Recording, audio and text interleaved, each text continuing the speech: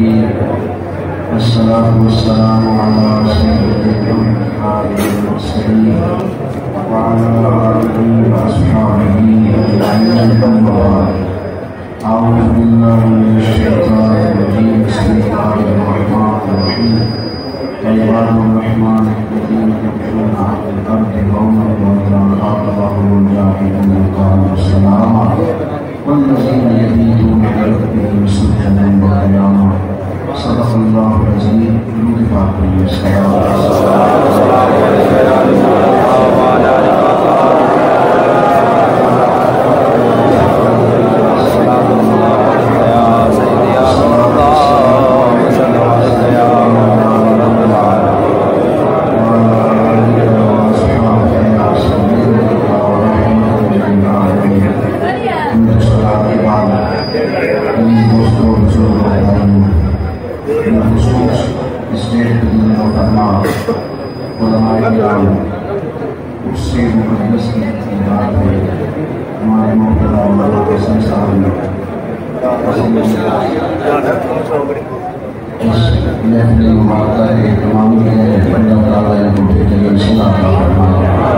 ہم سب کو اخلاص میں دولت عطا فرمائے. ہمارے اس محفل مبارکہ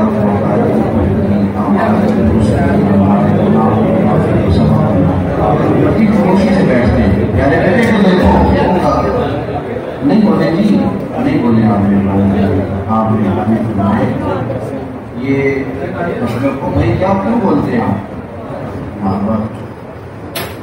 اللہ خوش کر کے موبائل جس نے بنائے تھے اس نے یہ کہا تھا کہ کبھی جیب میں نہ ڈالنا. زیادہ مسئلہ محفل میں اٹھنے بیٹھنے کا نہیں, زیادہ یہ ہے کہ میری لائف صحیح چل رہی ہے کہ نہیں. اتنا تو نہیں ہے کہ یہ محفل میں بیٹھتے ہیں تو پھر تو آمنے سامنے بات ہو رہی ہے. یہ چیزیں تو پہلے بھی چلتی رہتی ہیں, اس کو تعلیم نہ کریں, مہربانی کریں بیٹھ جائیں اور اشارے بھی نہ کریں آپ تاکہ کچھ دیر بعد آپ سے ہو سکے. میرے خیال کے جو چھوٹے لوگ ہوتے ہیں نا ان پر بہت سارے بڑوں کا حکم چلتا ہے. آپ کا اشتہار چلتے ہی مجھے اور بھی کئی جگہوں سے مجبوریاں آنی شروع ہو گئی. اب وہاں آ رہے ہیں تو پھر وہ ہمارے سے یہ آپ کا پیر لگا کے دکھاتے ہیں کہ اتنے فاصلے میں میں بھی جاتا ہوں, اتنا میرا بھی مسئلہ ہے. تو پھر بہت ساری ایسی چیزیں سامنے آتی ہیں بزرگوں کے احکامات کے, پھر وہ بات ماننی پڑ جاتی ہے. تو میں چاہ رہا ہوں کہ کچھ باتیں آپ سے ہو جائیں, مجھے اس کے بعد بھی دو جگہ پہ اور حاضر ہو جائیں. اللہ تعالیٰ آپ مجھے خیر عطا فرمائے. چلیں ٹھیک, روشنی پڑھ لیجیے.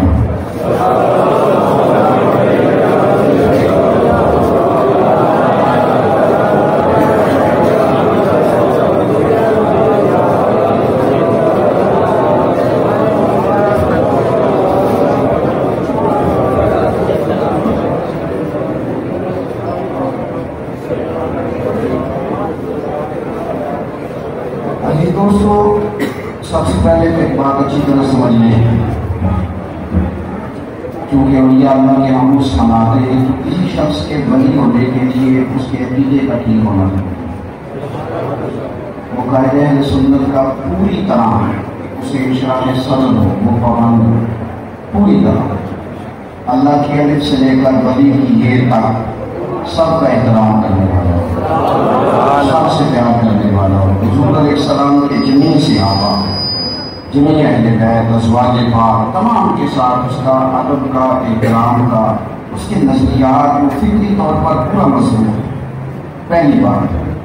دوسری بات یہ کہ وہ شریعت اسلامیہ کی پابندی کرنے والا ہے.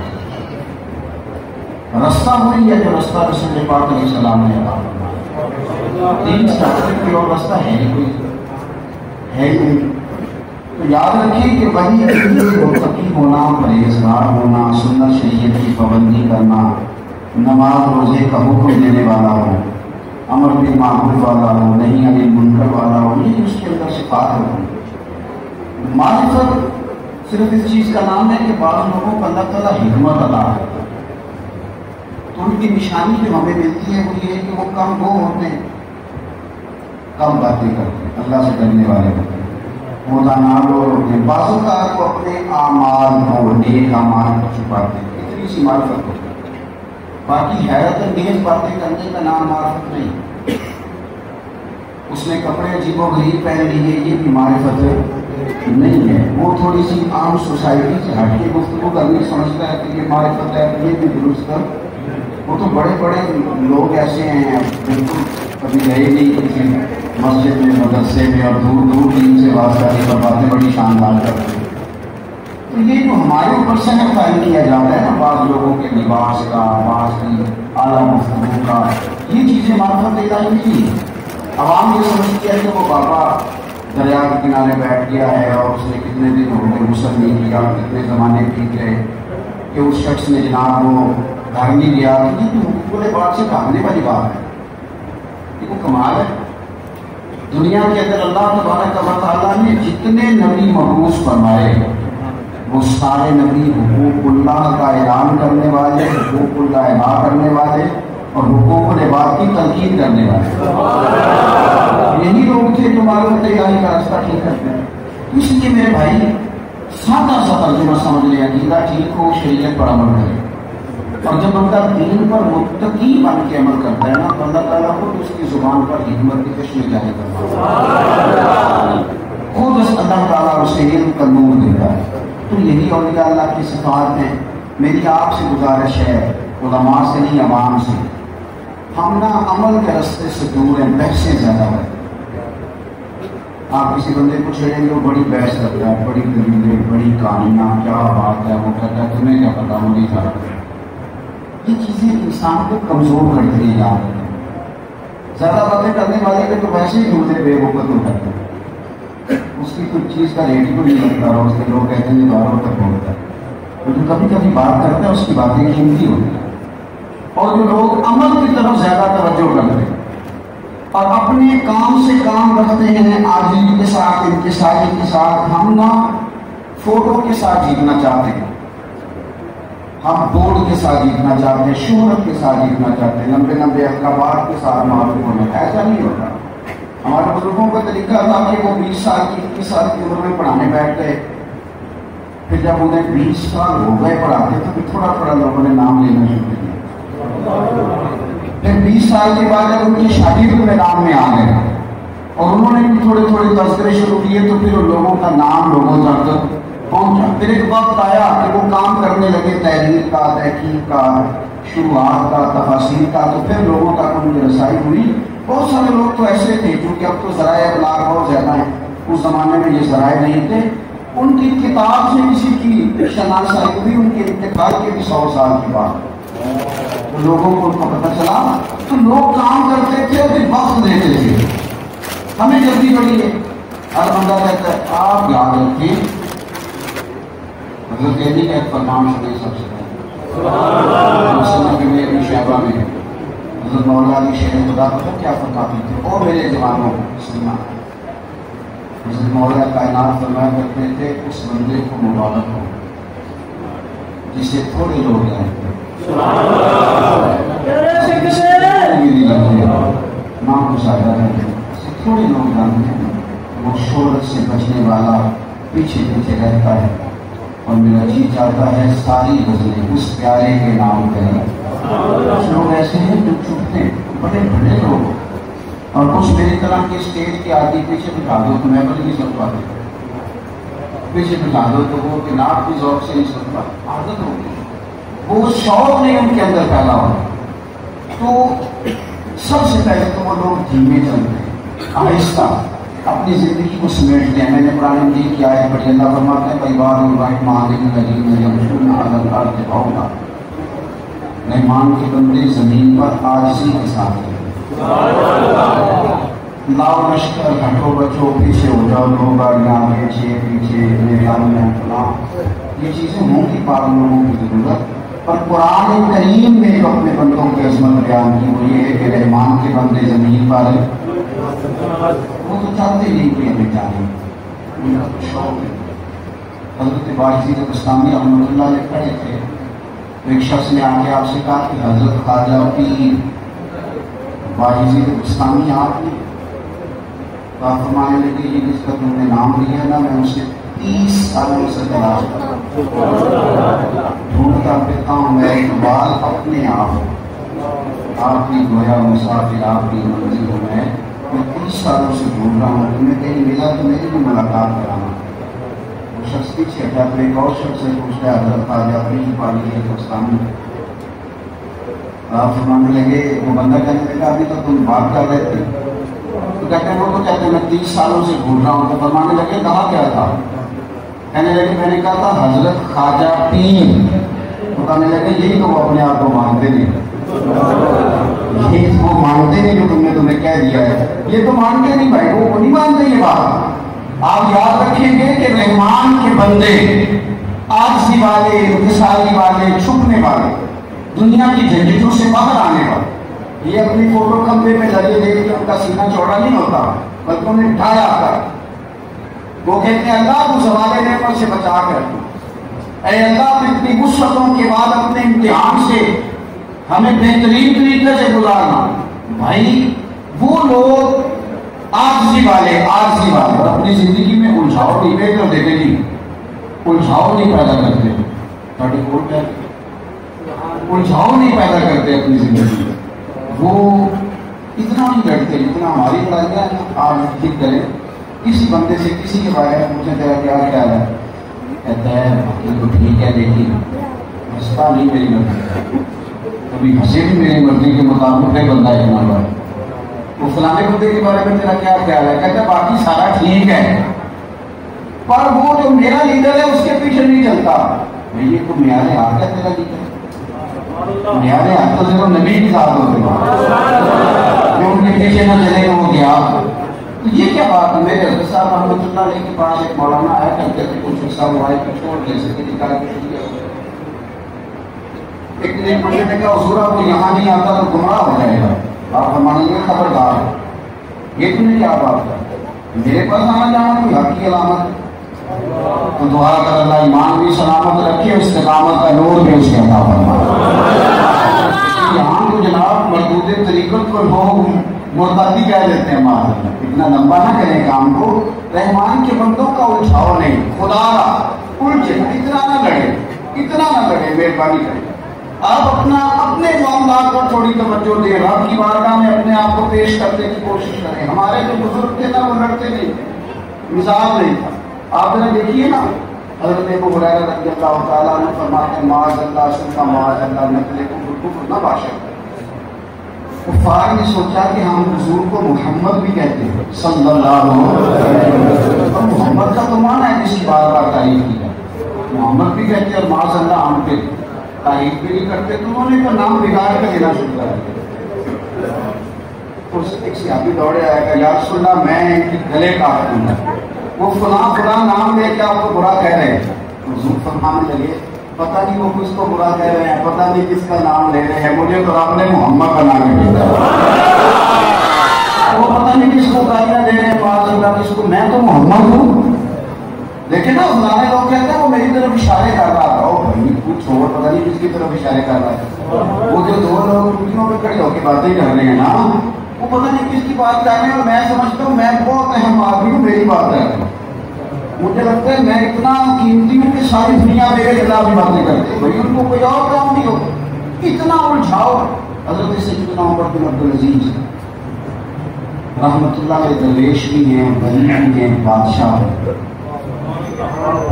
وقت تھے، گزر رہے تھے کھڑاؤں پہ لکڑی کے اوپر، ایک بابا جی لیٹے ہوئے ہیں اس میں رات کا وقت ہے، حضرت عمر بن عبدالعزیز کا پیر بابا جی کے پیر پہ آ گیا، اچانک موٹر سائیکل کی ٹکر ہو تو کیا کہتے ہیں اندھے ہو، پانی نظر نہیں ہوتا، یہ لفظ ہوتے ہیں، ٹکر بابا جی کا پیر، بابا جی کے پیر پہ شیخ عمر بن عبدالعزیز کا پیر آیا تو وہ بابا جی کہنے لگے آپ اندھے ہیں،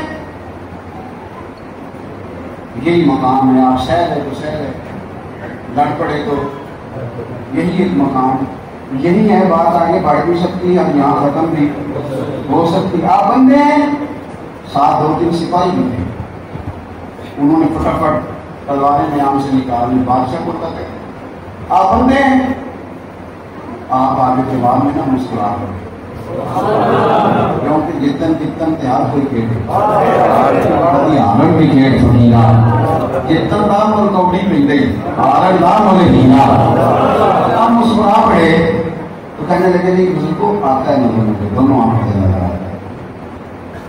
وہ کسی سپاہی تھا میں نے تلواریں باہر نکال لی تو آپ فرمانے لگے تمہیں کیا ہوا کہ حضور سے آپ کو کیا کہا ہے؟ فرمانے لگے نہیں اس نے تو نہیں کہا.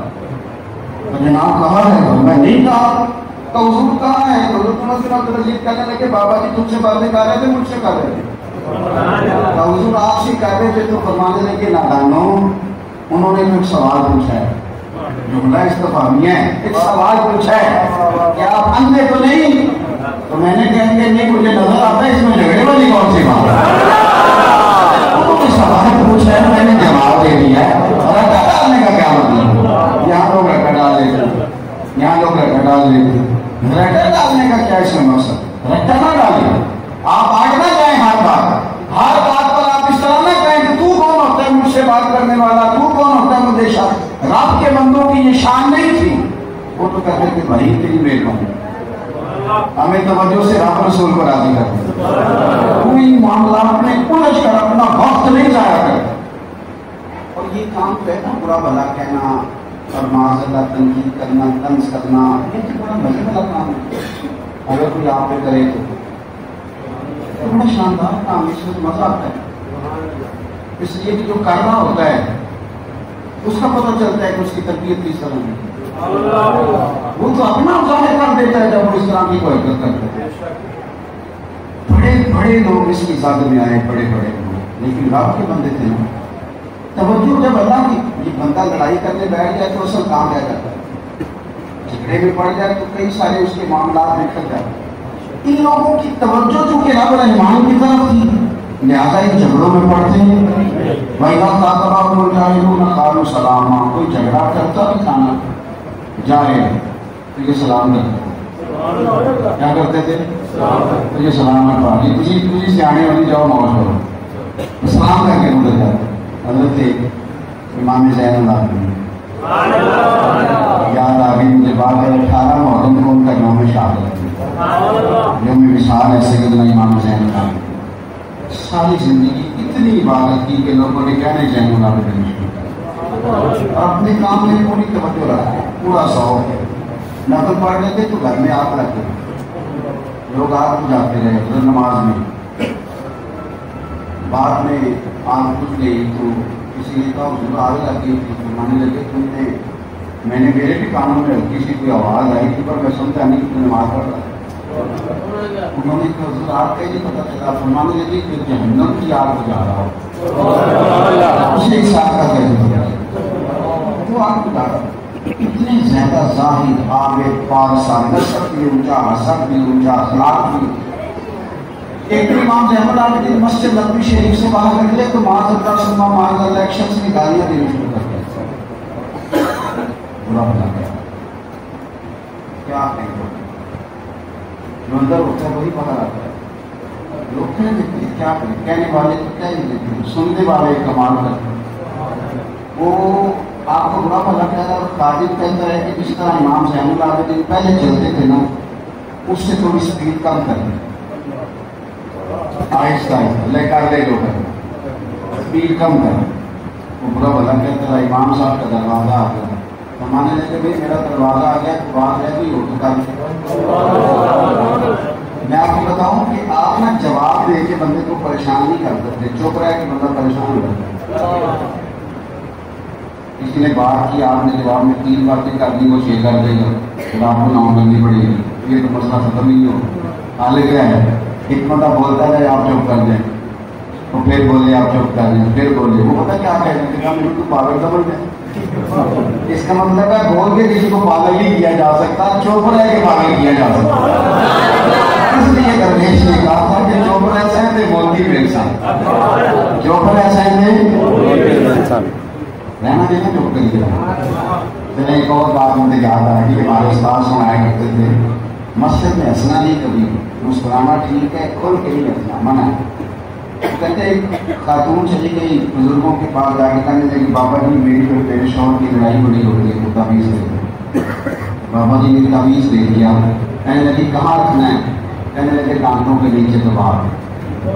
جب لڑائی شروع ہو فوراً زور سے دبا دینا اور جتنا تمہارا شوہر ڈانٹے اتنا دبا دے جانا.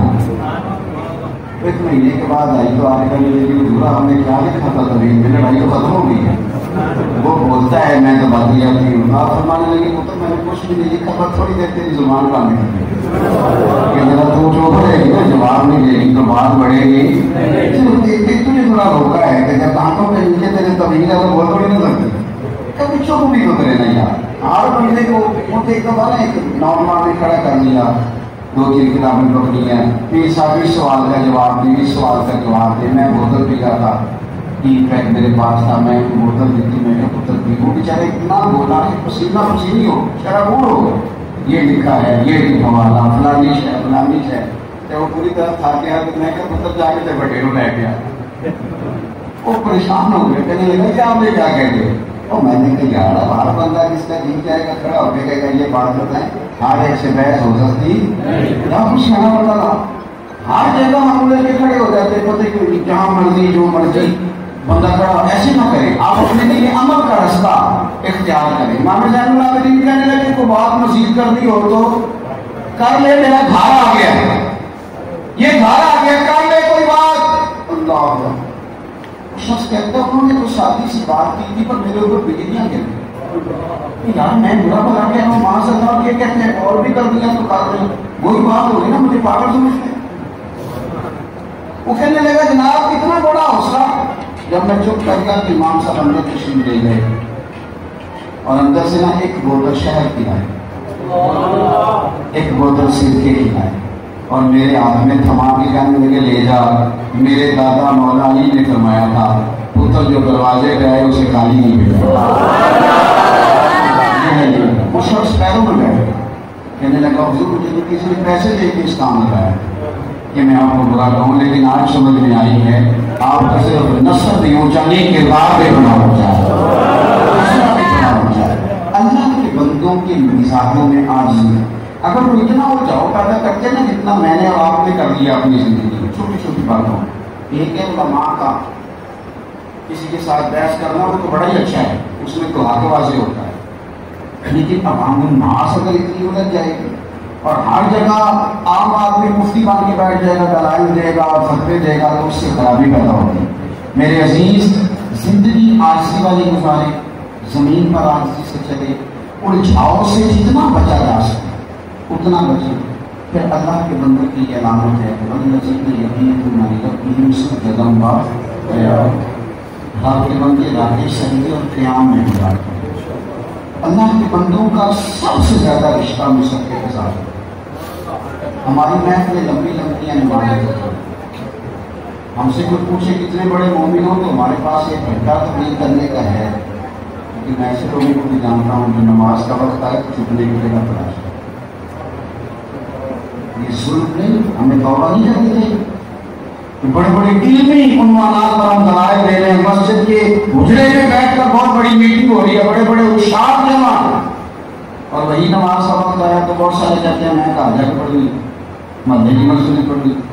آپ کہیں کہ کھول لیا پگڑی 20 مولویوں کی تو بھی کھول دیں گے اور کہ یہ لوگ 500 بار درود پاک پڑھو. اللہ سے معافی مانگنی چاہیے نا کہ باقی ہر شے آتی ہے. ذکر خدا کیوں جاری نہیں ہوتا؟ ذکر مصطفیٰ کریم علیہ السلام کیوں جاری نہیں ہوتا؟ درود پاک کیوں جاری نہیں ہوتا؟ وہ لوگ اللہ کو یاد کرنے والے رات کو عبادت کرنے والے اپنے مالک کی بارگاہ میں اپنے سر نیاز کو جھکانے والے کثرت سے سجدے کرنے والے. اور یہ حدیث سارا معراج شریف پڑھی جائے گی اور پڑھنی بھی چاہیے کہ جب حضرت نبی سے حضور نے فرمایا تھا کچھ مانگ لے یا رسول اللہ جنت میں وہ گھر چاہیے جس کے پڑوسی آپ ہوں. پتہ ہے اس حدیث میں بھی حضور نے کیا فرمایا؟ میری محبوب فرمانے لگے کہ کثرت سجود سے میری مدد کرنا. پھر زیادہ سجدے کر کے آنا زیادہ سجدے کر کے آنا زندگی میں اس حدیث کا آخر.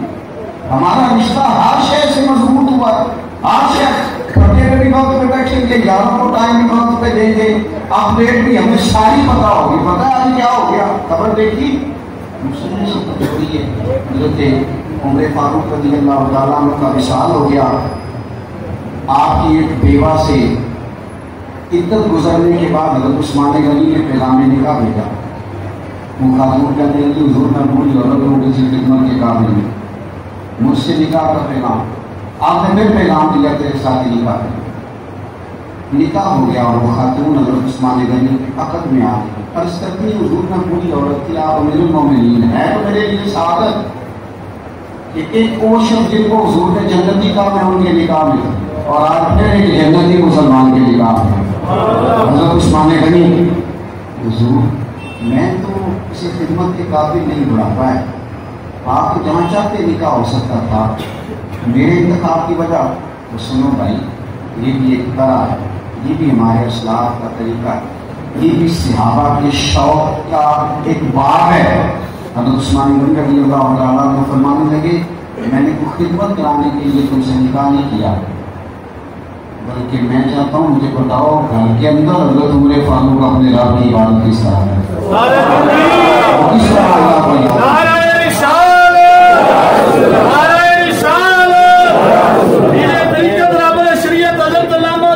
مفتی غلام قادر صدیقی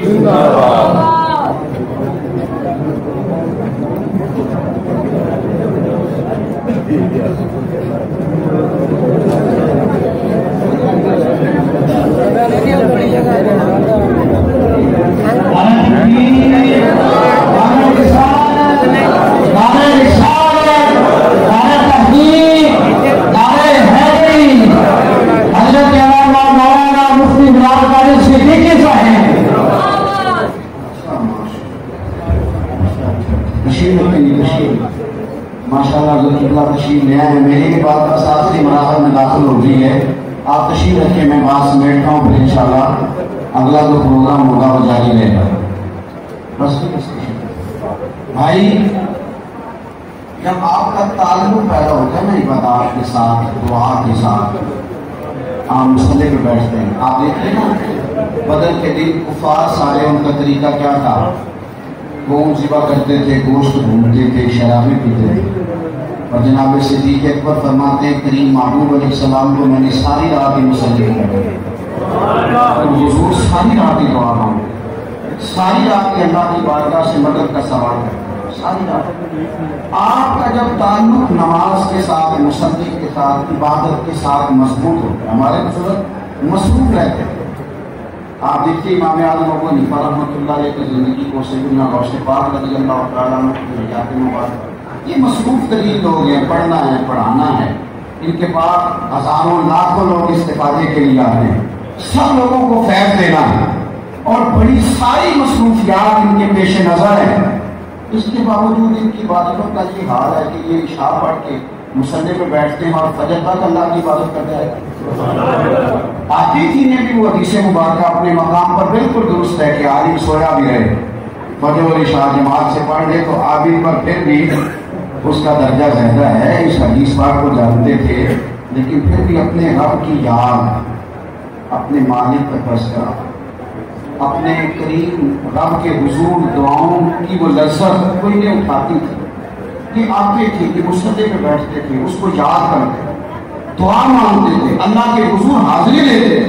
دیکھیے نا ہمارے جو جدید سیرت نگار ہے وہ کہتے ہیں کہ نبی کریم علیہ السلام کے نا لمبے لمبے کو شمار کیا جا سکتا، سید عالم صلی اللہ تعالیٰ علیہ وسلم کے جو کام کرنے کی، محنت کرنے کی رفتار ہے کہ حضور جنگوں کے معاملات ہیں ان کو ترتیب دے رہے ہیں، اور سرحدوں پہ کون کس طرح سے مسلمانوں کے خلاف سازش کر رہا ہے اس کا جائزہ لے رہے ہیں، مسلمانوں کی جو عملی تربیت ہے اس پر حضور محنت فرما رہے ہیں، حقوق العباد کے معاملات کو بڑی باریکی سے دیکھ رہے ہیں، اور سارا دن کوئی نہ چیز سرکار کے سامنے آتی ہے، اور پوری دنیا پر سرکار نظر مبارک رکھے ہوئے ہیں، لیکن اس کے باوجود گھر کے اندر 9 11 ازواج بھی ہیں، شہزادیوں کو بھی ٹائم ملتا ہے، حسنین کریمین کو کندھوں پہ کھلا بھی لیتے ہیں، ان ساری مصروفیات کے باوجود آپ دیکھیے نا مسلم شریف کی حدیث